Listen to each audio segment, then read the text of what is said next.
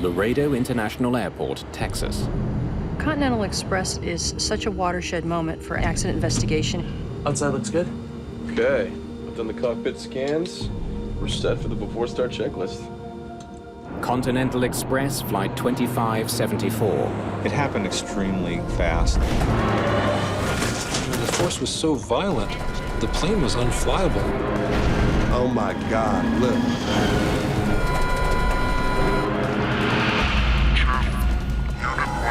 I was a little bit scared when I first saw the wreckage. I told him that I thought it was a bomb went off. Kaboom! The wreckage will tell a chilling story. If they had strictly followed those procedures, this accident should not have happened. Of good intentions gone terribly wrong. Mayday, Mayday.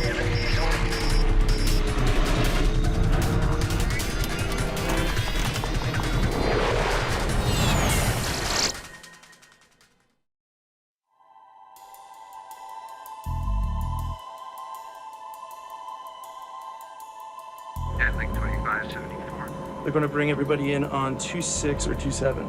Okie dokie.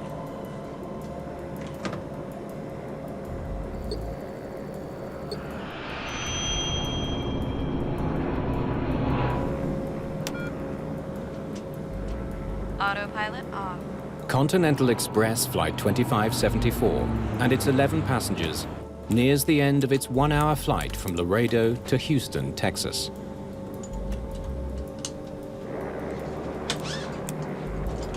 It's the second flight of the day for this crew.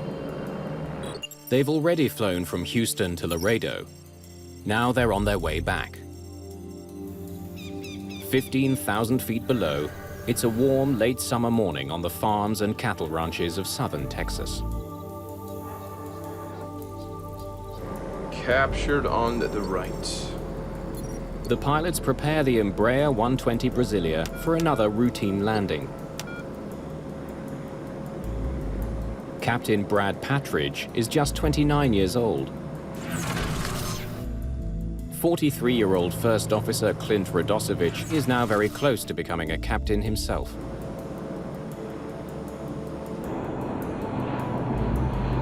They are 110 kilometers from Houston, home for both pilots. Pushing this descent, making like the space shuttle.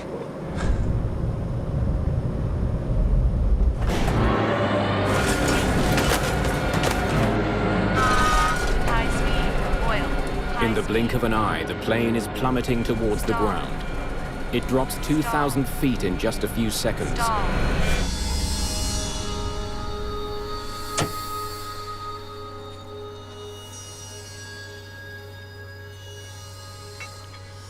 Far below, Carey Larby and his brother Clifton are working on their farm.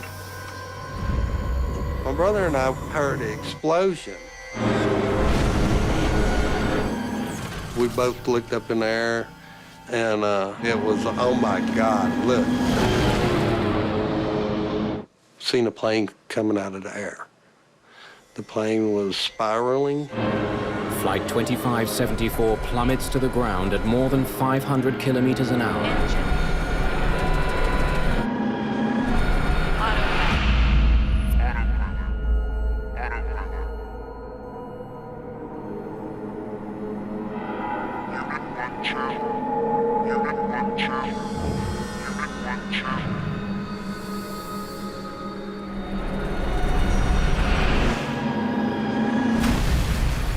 When it hit the ground, there was a massive explosion. My brother said, let's go. And I said, man, I really don't think there's anything I want to see there. When I made the 911 call, they were asking for directions, and I told them, I said, all you have to do is follow the smoke. What we see on the ground is not recognizable in any shape, form, or fashion as having been an airplane. Firefighters find the smoldering wreckage of the aircraft in the middle of a farmer's field near Eagle Lake, Texas, just 110 kilometers west of Houston.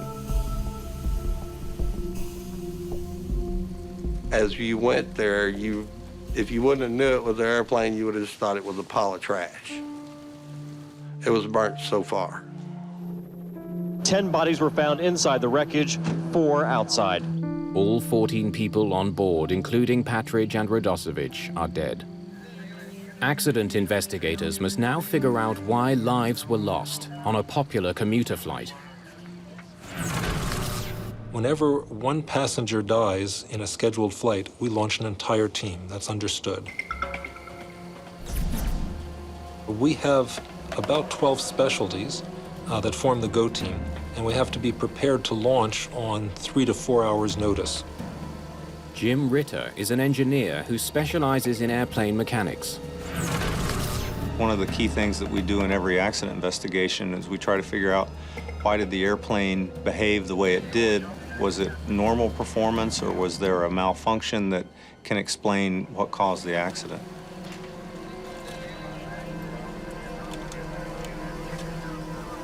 I was a little bit scared when I first saw the wreckage.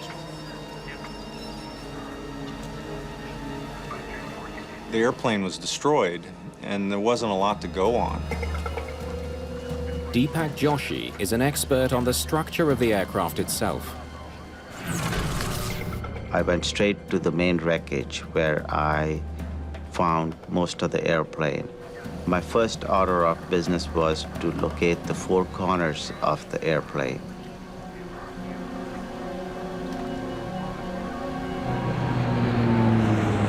The small plane was a Brazilian-made twin turboprop, the Embraer 120.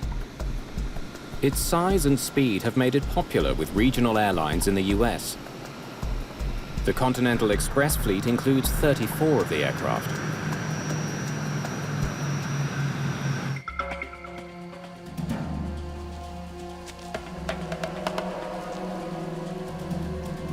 The first day, when we got down there, I led the group in terms of interviewing 6 witnesses.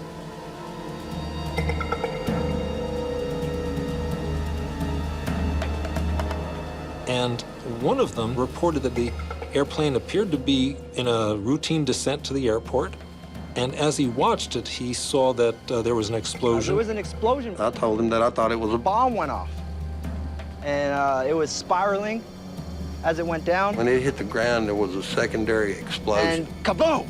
The primary explosion is what caused us to go, oh my God. I could see a hole in it. It looked like it had a hole in it about the size of a Volkswagen. The eyewitnesses were unanimous that the airplane was on fire before it reached the ground. Seen this plane, solid fire, just the outside wings and going straight down. The wing was blown completely off, and it was just dangling there. The eyewitness testimony is compelling. An onboard explosion caused by a bomb seems like a very real possibility.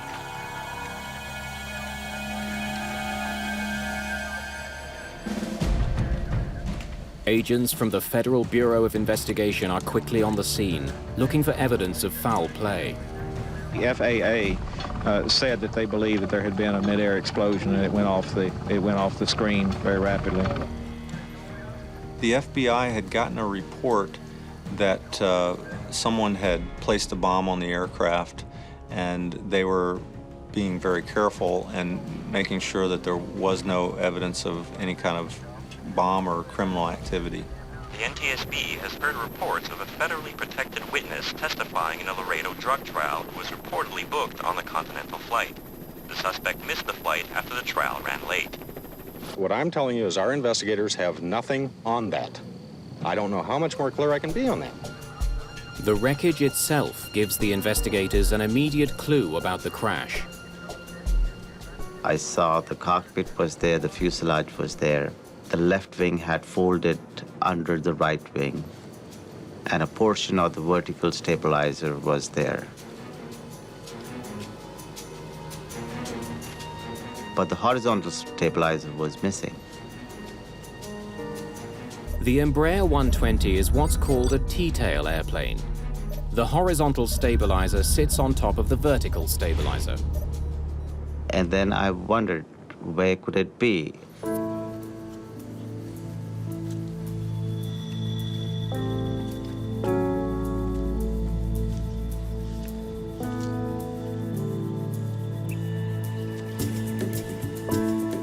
200 meters away, well back from the main wreckage, Joshi finds the missing tail section.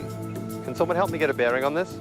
That made me believe that there is definitely an in-flight breakup of an airplane.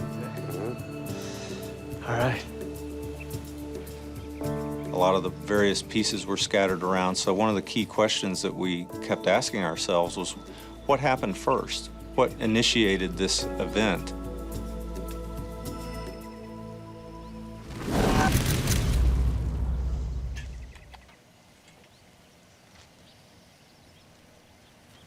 I'm guessing that tail came off at about 9,000 feet. There's something there, something speaking to us in that evidence. Deciphering the message won't be easy, but as the story of Flight 2574 unfolds, investigators will uncover a shocking accident scenario unlike anything seen before.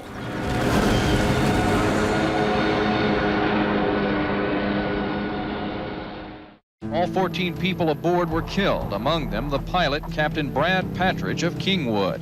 NTSB investigators recover the black boxes from the rear fuselage of Continental Express Flight 2574. The recorders are pivotal in our work. It's really what gives us a window into what happened. If we didn't have the flight data recorder, we don't have the cockpit voice recorder, we don't have a lot of information to go on. The black boxes will be rushed to Washington for analysis. Investigators focus next on the plane's severed tail. There is a missing piece of the puzzle, and it does not reach the main wreckage. That's where the focus tends to go. From its position 200 meters back from the rest of the wreckage, investigators can tell it was one of the first parts to come off the plane.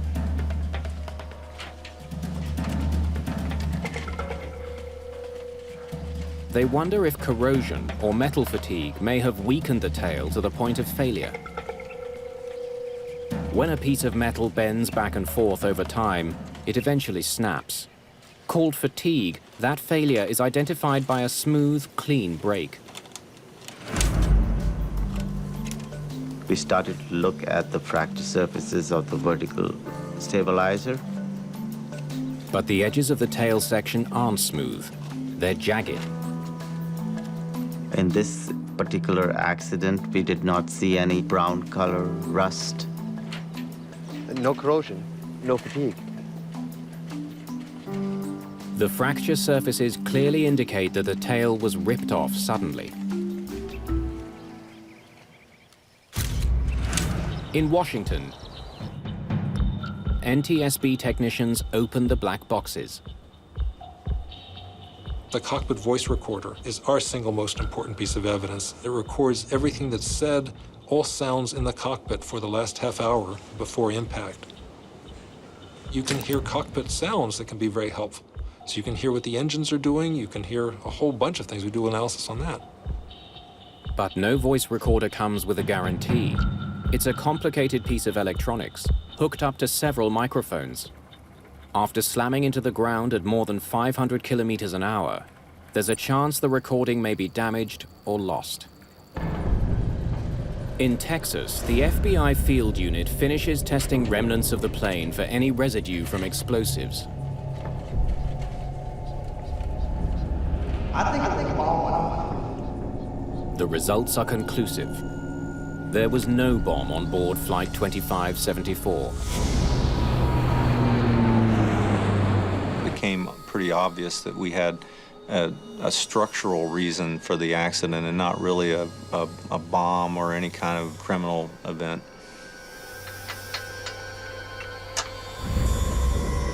The fire and a mid-air explosion reported by witnesses were likely caused when the wing broke off, igniting the fuel inside. Investigators discover that the tail section did not fall off in one piece. I noticed that the leading edge on the left side horizontal stabilizer was missing. This is very unusual. Maybe a small section of the leading edge would be missing, but not the whole complete 10-foot section.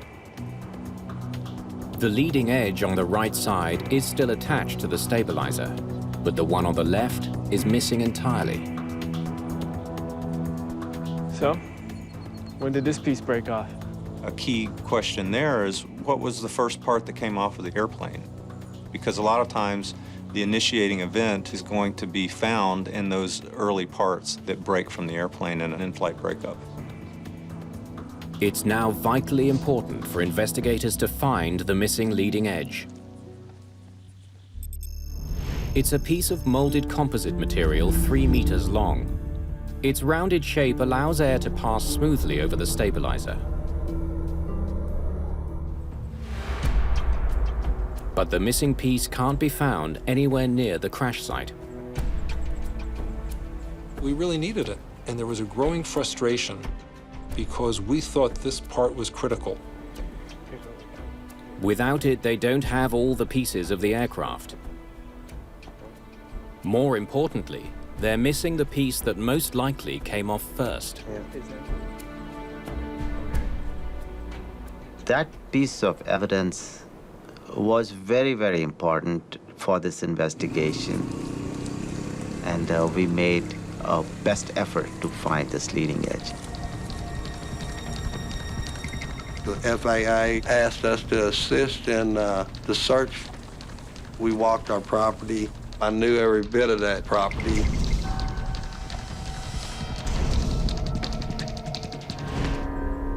As searchers comb the area, Jim Ritter receives a copy of the CVR data from the lab in Washington. The good news is that the recording is intact.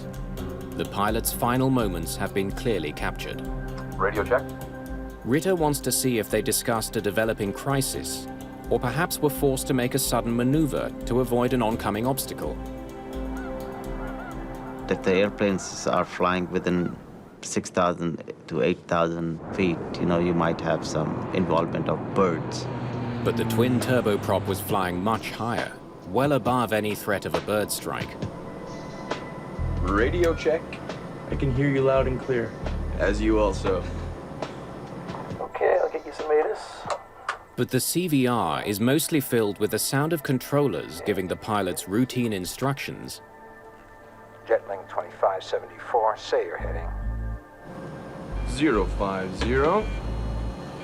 Jetling 2574, roger. Fly heading 030. And normal conversation between the pilots. Got a few days off coming up. Gonna head down to the coast, little R&R, little golf. There are no hints of trouble on this flight until the first officer pushes his plane into a rapid descent towards Houston. Pushing this descent, making like the space shuttle.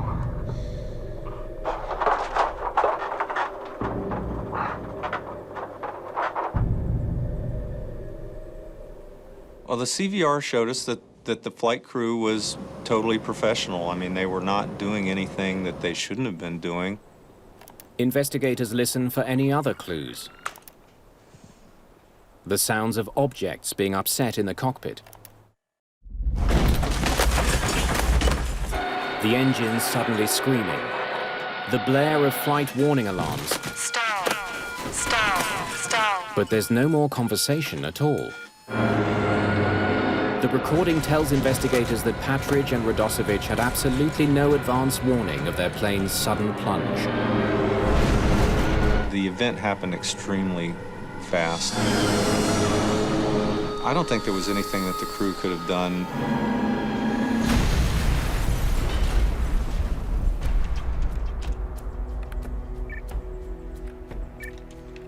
An analysis of the flight data recorder comes to the same conclusion. We didn't see anything unusual about the accident flight until the very instant that we had the pitch down.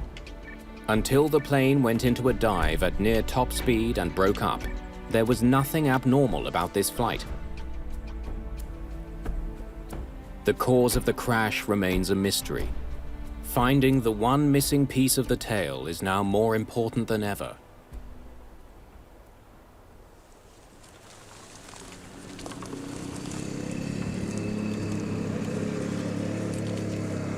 We were doing marches through the area, and after several days went by, it was difficult.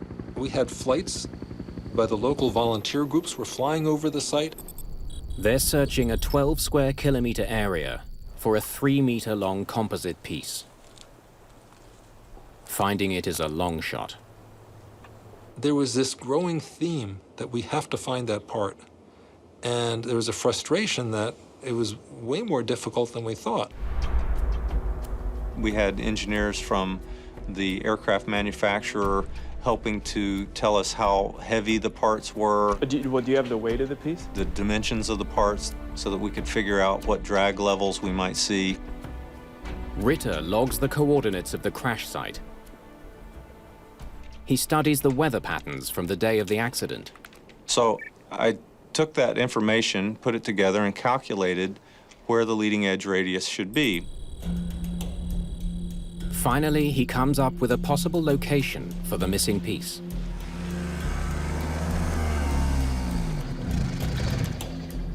I think it's somewhere in here. Over the next couple of days, we went to that area and we laid out a grid to search for it. We searched for it on in the four-wheelers and in the helicopter. On the third day of the search, some good news. We were flying over the Texas countryside, big cattle country. Suddenly the pilot sitting next to me said, "I think I say it." The piece is in the area predicted, but it's so well camouflaged that it was nearly impossible to spot. People had walked by it hundreds of times, but it just happened to blend in with the cattle fence. Hey, Jim, we found it, and it's just where you said it was. Of course it is. You just weren't looking hard enough. We had spent several days, all day long days and nights, calculating where to look, and so I was elated when we finally found the part. Now that the leading edge has been found, investigators believe they finally have all the pieces of the plane. We were really excited because it's important. You want to do your best to understand what happened in an accident. And if you didn't have the key part, there would always be questions.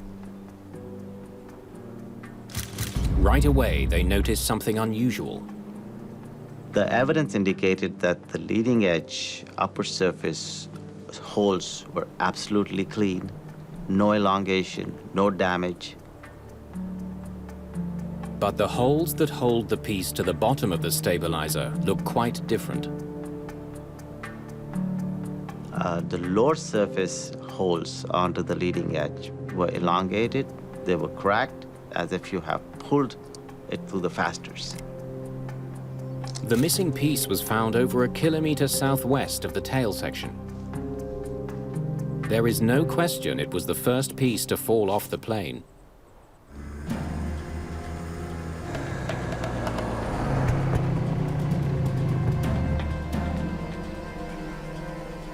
See, look here, look here. Absolutely perfect on top, but destroyed at the bottom. The fact that the screw holes on the top of the leading edge aren't damaged presents a frightening prospect. It looked like there was no screws attached onto the top surface of the horizontal stabilizer leading edge. The discovery presents the team with two important questions. Why were the screws missing? And could losing this actually cause the plane to crash? The leading edge improves the aerodynamics of the plane, but it's not a moving part that controls direction. It's hard to see how losing it would cause the plane to plummet from the sky. At that time, I was kind of surprised that losing a composite leading edge would actually cause such a severe impact. Now that all the pieces of the plane have been found, the investigation moves to NTSB headquarters in Washington, D.C. Well, we were just trying to put all the pieces of the puzzle together and try to make sure that we understood what the motion of the airplane was after the leading edge radius broke off. The horizontal stabilizer is like an upside-down wing. It pushes the tail down while the wings lift it up. Reducing the force on the stabilizer lifts the tail and makes the flight unstable. There were still questions about maybe it would still be controllable. And so we did an engineering simulation to try to see if maybe there was a way that the airplane could still fly after it lost the leading edge. But we found that it really was not a controllable situation. After the leading edge radius broke off of the airplane, it was a -5G pitch over. Once the angle of attack exceeded the negative limits, it actually broke the wing apart. So it was not a survivable event.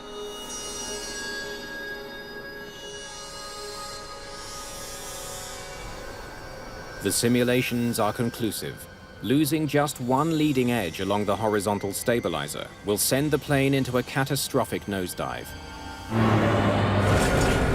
Precisely what witnesses say happened to Flight 2574. If there's any component of the wing that you don't want to lose, it's the leading edge. The team now knows what triggered the crash, the loss of the stabilizer's leading edge. But what they still don't know is why the part seems not to have been properly attached. Examining the maintenance records for the aircraft, Brenner makes a disturbing find. A maintenance crew worked on the horizontal stabilizer the night before the accident. The evidence was mounting that we really needed to look in depth at the maintenance procedures done the night before and the maintenance area. Continental Express is one of the most popular carriers in the United States. The lives of thousands of passengers depend on the entire fleet of aircraft being properly maintained. Investigators urgently need to find out what went wrong in the hours leading up to the crash. NTSB investigator Malcolm Brenner travels to Houston Intercontinental Airport to talk to the maintenance crew that worked on the plane the night before it crashed. In general, we wanted to visit the facility to see what the facility looked like, and then to go through specifically what had been done the evening before. Now, many times, a lot of work happens on these overnight shifts, and they have to get an airplane back out to fly the next day. Terry Von Thaden teaches aviation safety. She uses Flight 2574 as a case study. So there's a push to turn this aircraft around quickly. Sometimes you can get the work done, sometimes you can't. In preparation for winter, Continental Express had been inspecting and repairing the de-ice boots on its fleet of Embraer 120s. The de-ice boot is a rubber bladder that can be inflated by the pilots to break up ice on the wings and tail. We wanted to interview every mechanic, supervisor, and inspection person who took part in that activity. Brenner is particularly interested in 3 employees. Shift Supervisor Adam Dillon, Troy Anderson, an inspector responsible for checking the work of the mechanics, and the evening shift supervisor who started the job, John LePage. Thanks for taking the time. So, what was the plan for the night? We had about 10 hours to change both boots. Replacing the boot involves removing the leading edge, stripping the old boot off it, and putting on a new one. The entire piece gets screwed back onto the horizontal stabilizer. This is a big job to do all in one night. It was scheduled to have these replaced during the midnight shift. Somehow, the evening shift had some extra time and decided they can help out, get this airplane out, so we'll get it started. Grab what you need, I'll get the boots. Watching over the work being done by the mechanics is Inspector Troy Anderson.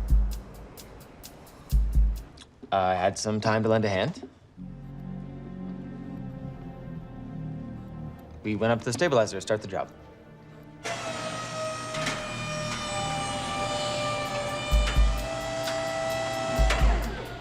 Mechanics started working on the bottom. The inspector volunteered to climb up on top of the thing and get the top ones. The evening shift, the second shift of the day, was going to remove the screws holding the leading edge in place. The rest of the work would be done by the midnight shift. At 10 p.m., Adam Dillon takes over as supervisor for the midnight shift. Hey, finishing a C-check, engine maintenance, and a boot swap. Both sides? Yep. Shift change is such a crucial time because we're taking work that's halfway done, and we have to be very, very specific about what's been done and what the other people are taking over. When I came onto my shift, I asked how far they got on the de-ice boots. The mechanics find that many of the screws are stripped. Getting them out takes longer than expected.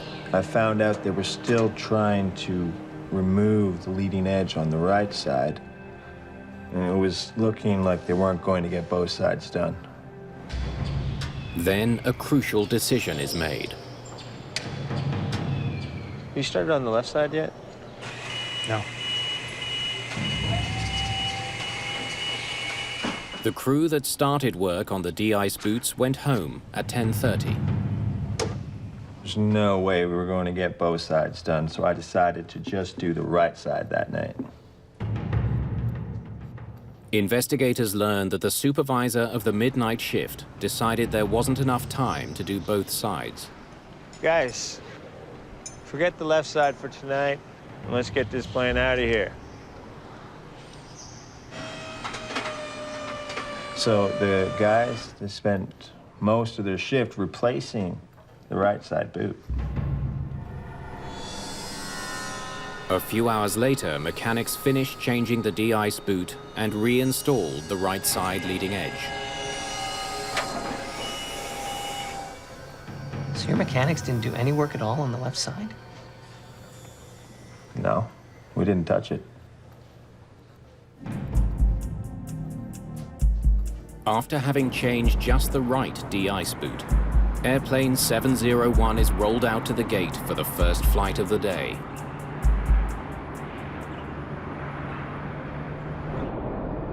Three hours later, the left leading edge rips off the tail, causing the aircraft to plummet almost 12,000 feet to the ground.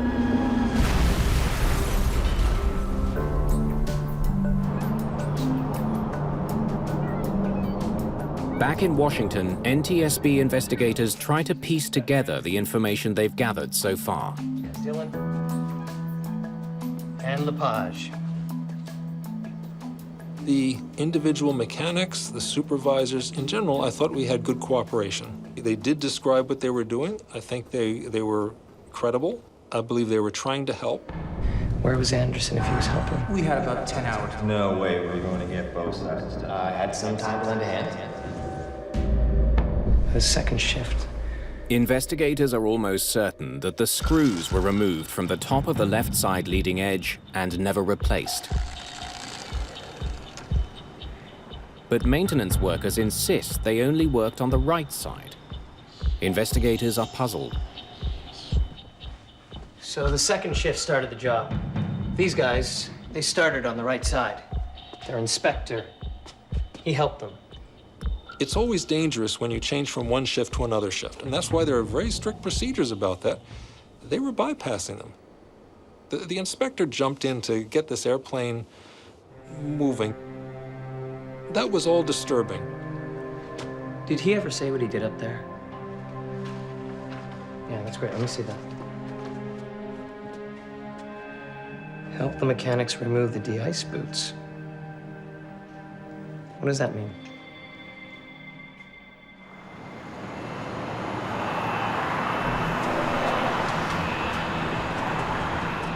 Malcolm Brenner returns to Houston to try to determine precisely what work Inspector Anderson performed on the doomed plane. Help mechanics remove de-ice boots. It's a very simple statement. It's not specific as to what was taken off the aircraft, what was done, where the maintenance stood at that time of the shift turnover. Help the mechanics remove the de-ice boots. What did you do? Well, it wasn't that busy, so I offered to help the guys. The inspector went up on the man lift and started helping the mechanics. That's not his job. He said he wasn't too busy and they needed help. They're going to turn this around. It wasn't his role. It wasn't a good idea.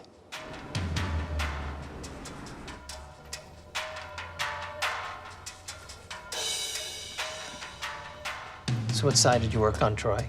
Just the right? Both.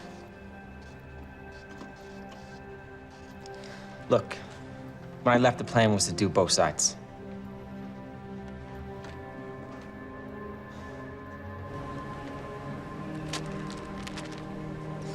For me, the most disturbing was the inspector.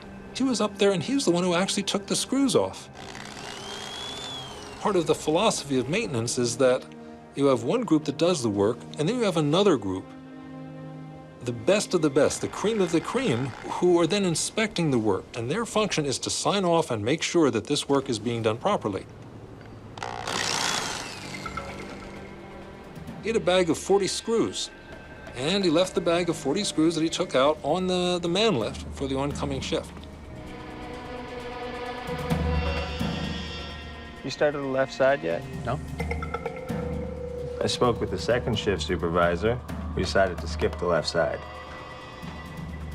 So he asked the supervisor, have you done any work on the left side? The supervisor looked up and said, no, not that I know of. Guys, forget the left side for tonight, and let's get this plane out of here. No one on the midnight shift knew that Anderson had started pulling screws from the left side. The work records weren't done. And the procedures, even though they're in place and should have worked, they weren't followed. Did you give your mechanics the paperwork to fill out on the job? No. Sometimes the paperwork takes longer than the job itself. On a shift turnover, that's one of the critical things that you have. You have a written record that anyone can go back to. It wasn't done. None of the mechanics from the evening shift filled in the cards which detail the work they've done for the next shift. Paperwork is never fun, and then when you're describing something you've already done, people don't necessarily want to do that. I've already done it. I did it. I don't necessarily want to go back and write it down that I did it. And we asked the supervisor, why wasn't it done? And he said, well, it's a simple procedure, and sometimes it's not worth doing. If you take out a bunch of screws, you wouldn't issue the work cards. It's more trouble than to do it. That was disturbing. And Inspector Troy Anderson was vague about the work he did. His write-up didn't really describe the fact that he took the screws out on the left. He did not see his role as a mechanic on that aircraft, so I think perhaps he didn't take writing on those cards as seriously as he should have, because that was the mechanic's job to do that. A failure in routine maintenance caused the crash of Flight 2574. But there is still one lingering question. Captured on the right. The plane flew more than 800 kilometers before the leading edge tore off. It is pretty amazing that the horizontal tail stayed intact for that first flight. The deadly failure came near the end of the crew's second flight that day. Pushing this descent, making like the space shuttle. Why didn't it happen sooner?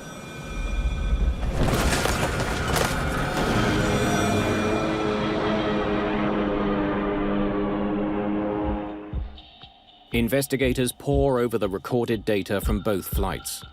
They compare flight parameters like speed, heading, altitude, in search of anything that might provide an answer.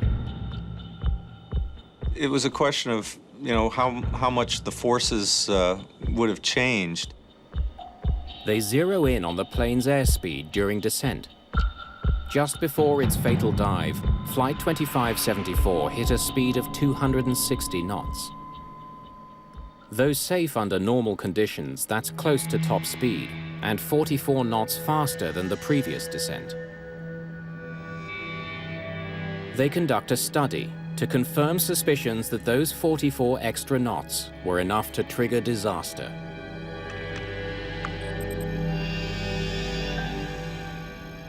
The leading edge stays on at 216 knots, the plane's maximum speed during the first flight. The aerodynamic forces never quite rose to the level that they did on the accident flight. But an increase of 44 knots drastically increases the amount of drag on the leading edge. Once the plane got up near its maximum speed, it had this failure waiting to happen. The tragic significance of First Officer Radosevich's last words is now clear to investigators. Pushing this descent, making like the space shuttle.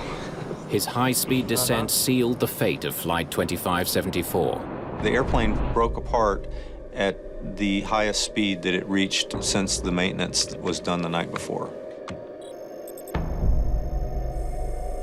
The aerodynamic forces were very high, and so eventually they were enough to bend the leading edge radius downward because it wasn't attached anymore on the top of the horizontal tail, and they bent it downward to the point where finally the oncoming air was powerful enough to break it off.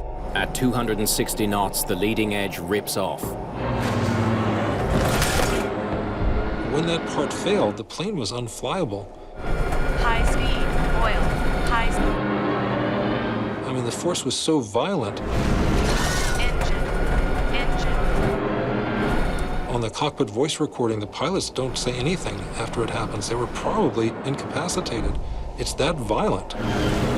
The massive negative G-force would have instantly sent blood rushing to the brains of the passengers and crew, rendering them unconscious.